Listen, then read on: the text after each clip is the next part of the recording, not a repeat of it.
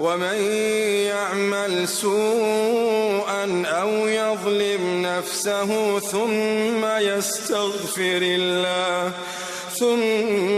يستغفر الله يجد الله غفورا رحيما.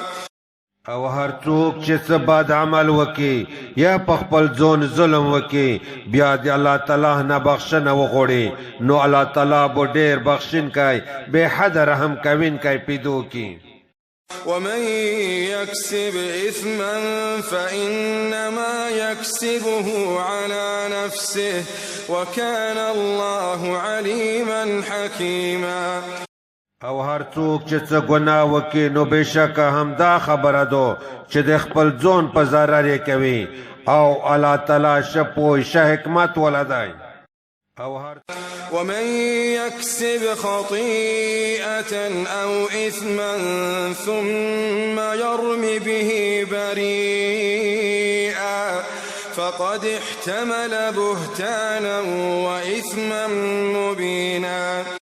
او هر څوک چې څه خطا وکړي یا څه ګناه بیا د هغه تور په بې ګناه کس پورې کوي نو یقینا هغه د غټ تهمت او ښکاره ګناه بار پورته کو.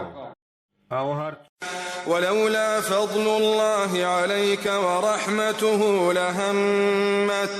لهمت طائفة منهم أن يضلوك وما يضلون إلا أنفسهم وما يضرونك من شيء وأنزل الله عليك الكتاب والحكمة وعلمك ما لم تكن تعلم وكان فضل الله عليك عظيما. او که په تو باندې د الله تعالی فضل او د هغه رحمت نه وای نو خامخا په دوی کې وې ډېره اراده کړې وه چې تا ګمراه کړي او دوی نه ګمراه کوي مګر خپل ځونونه او تو ته هیڅ قسمه ضرر نشي در رسولی.